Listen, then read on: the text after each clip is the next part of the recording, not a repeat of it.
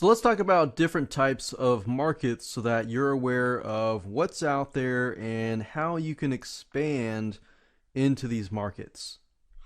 So the first thing is foreign markets. So the last thing that possibly passed your mind is foreign markets, but most businesses tend to forget about foreign markets. And I'm not just talking about language here. I'm talking about countries. Whether it be a different country or a different language, they tend to be massive markets and far less expensive in terms of marketing. For example, a lot of people tend to have an English product, and some people will come along and translate the product into, say, for example, Spanish to reach the Spanish market, or into French, and vice versa. And there are many, many different potential markets out there. So you could easily get things translated, especially if you have some sort of intangible or digital product. Now, it's obviously going to be easier to sell things if you have a digital or intangible product, such as an ebook or video, and that could be easily translated into a different language versus a actual physical product. But I want you to begin thinking of how you can possibly expand into those markets, because the barrier to entry is often easier. So many countries besides the US of A are surpassing in technological and financial capabilities, making it easier for you to actually reach them. And in terms of marketing, there tends to be less competition in specific places because most people don't think about it nor really know how to do so. And that brings us to cultures. Cultures, or the way of life, can actually impact the way somebody buys. And this also brings us to the way of life in terms of where somebody lives, such as urban city life versus rural life. So, for example, the way of life can impact the mindset of your potential buyers. For example, someone who lives and works in a big city may not care about the same things that another person in a smaller rural area cares about. So, for example, maybe your product relates more to somebody who is in the urban city life, or maybe some sort of product that you have relates more to the rural life. So, if you have that in mind, then you could reach a specific location, but okay, this is going to sell more to this specific person with this specific mindset.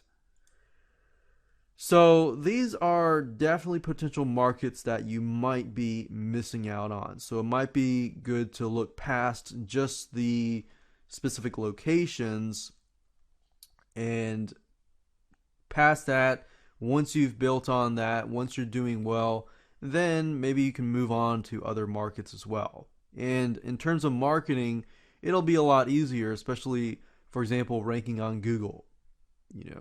Something that might be very competitive in the United States or in the UK or wherever you are, it might be very, very competitive, but maybe you can translate that into Spanish or into France or something else that may not be as competitive. So, doing so, you obviously, if you don't know the language, you'll need to find somebody to translate it and maybe find somebody to market it and things like that. But these are all great things just to think about and how you can expand into those markets. But obviously, you definitely want to tackle the initial market first before you move on and expand into other markets. But definitely want to keep this in mind for future reference.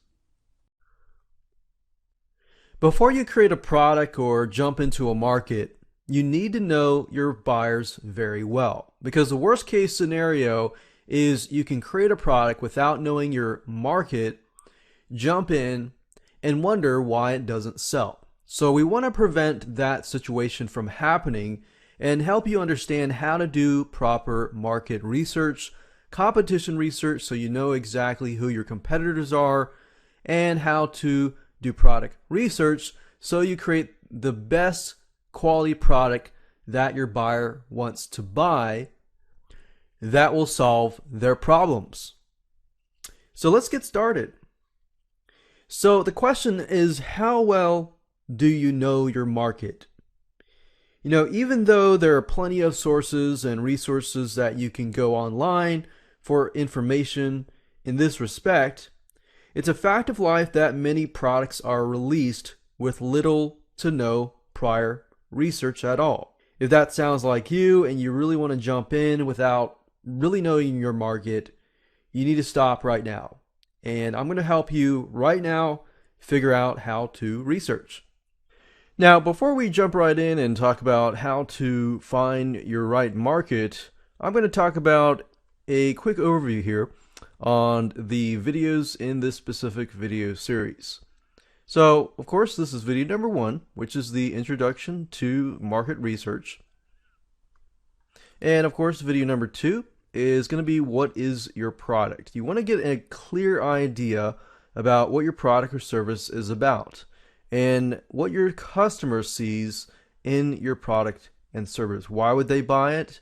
And things like that. If you have a better idea of what you're about to sell in terms of your product, then it will be easier to do market research, because that way, when you're doing the market research, you have a better idea of, oh, okay, this can be applied to my product, and you can see how to improve your product. But not only that, you can see how to better reach your potential buyers. Because if you go into market research blindly, it's a little bit harder to do that. Video number 3 is going to be different types of markets. Now, it's easy to stick with one particular market, for example, specific location and things like that. But I want to open your eyes so that you are aware of the many different types of markets that are out there, so that you can expand your reach, thereby expanding your profits. And then we move on to video number 4 and talk about some general market data mining sites. These are quite general, but they give you a good idea of the trends that are going on in the broader market, so that you're aware of how to improve your product or service. And that brings us to video number 5, which is starting your research. So at this point and on, I will actually show you the step-by-step process of what you need to do to actually begin your market research.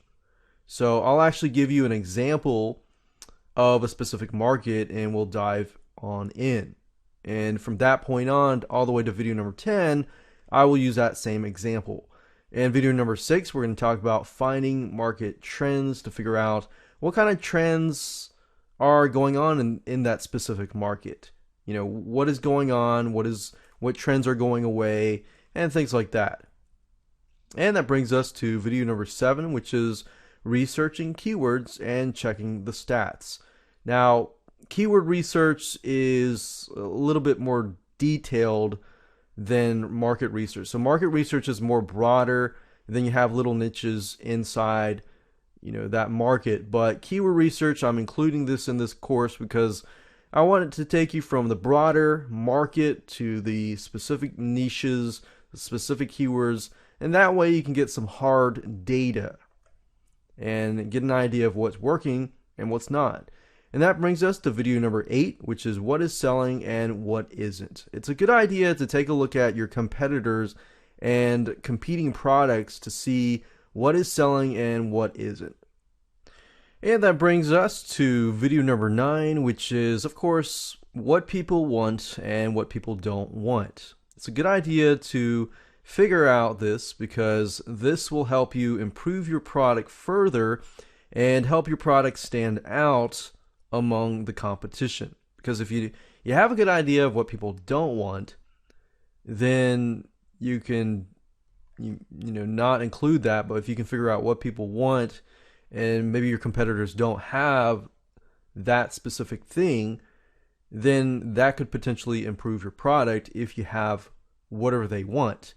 So if, as you can see here, we're pretty much going from the broader market research to competitor research down deep into product research, because I want you to be able to not only examine and find markets, but also utilize that information to actually apply it and succeed.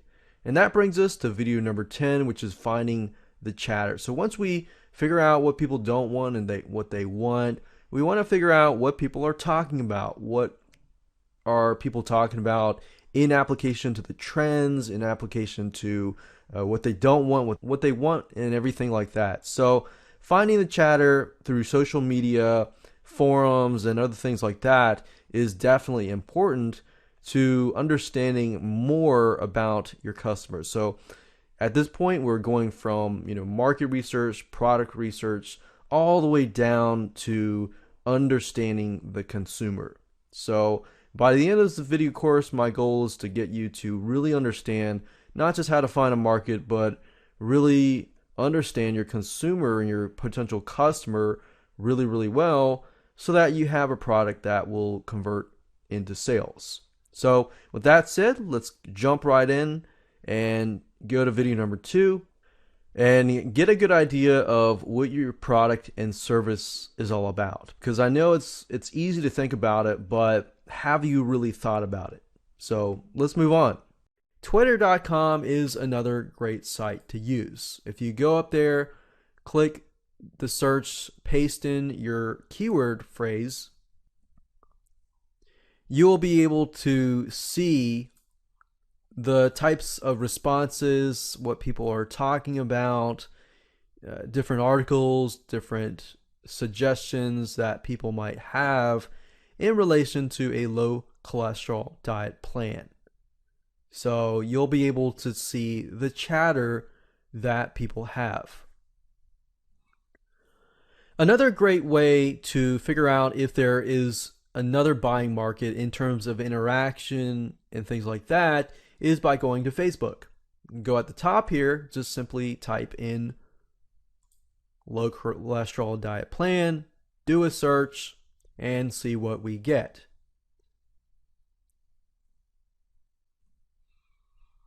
And it'll actually show you the different pages, how many people have liked each page. And what I advise you to do is simply go through here and figure out how many people are actually interacting with the content that is being displayed, because that's a good indication of how involved and rabid the buyer market in that specific area can be. Another site, of course, is Pinterest. So you can create a Pinterest account, enter that keyword, and see what people are posting in terms of Pinterest. And of course, last but not least, you can go to google.com and type in the keyword phrase plus forum. Go and find forums that are talking specifically about that keyword phrase that you're looking for. See what kind of complaints they have, what they are interested in, and things like that. And that'll give you a good idea of how to create a good product that people actually want to buy. If you do that, that's low-hanging fruit. You simply stick that product in front of them, and it'll be easier to sell that way. So I hope you've learned a lot, and you've learned a lot about knowing your target audience, knowing your buyer market, so that now you can know how to use these free resources to go out, get the vital information that you need to maximize your income. So everybody has great ideas, but whether or not somebody will buy your idea is key. Now, if you think about it, every day someone thinks, wow, this idea is going to make me millions. Yet they've put all their eggs into the basket, or in other words, thought about making millions or thousands before actually knowing if there is a buying market who wants to actually buy the product.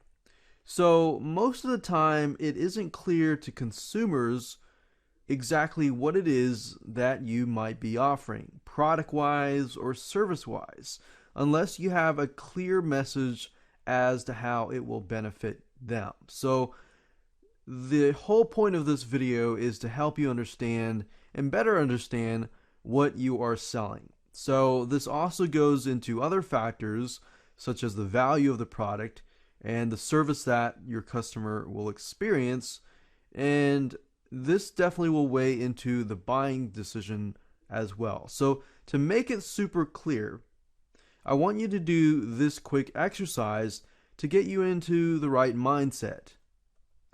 So we want to ask you a few questions so that you can start brainstorming and get into the right mindset. So do this quick exercise here. Feel free to pause this video at any time. I'd recommend maybe pulling out a pen or paper and just start jotting stuff down.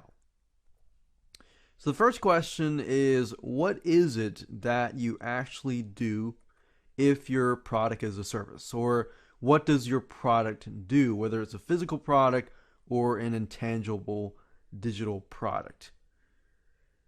What kinds of problems do your customers face that would make them want to buy your product as a solution? Or what kinds of problems that they face whereas they would want to buy your service? And what are the reasons why your product stands out among other products? In other words, what is your USP or unique selling proposition? What helps you stand out versus all your competitors? And what are the main benefits that stand out to your customers in relation to your product or your service? And what are other niches within your market that you could expand into? Now, what I'm going to do in the next videos is basically to open your eyes into the other potential markets that you can move into, and using some data mining research to get an idea of where the market is heading and how you can ensure that your product is compatible to expanding due to technology and things like that.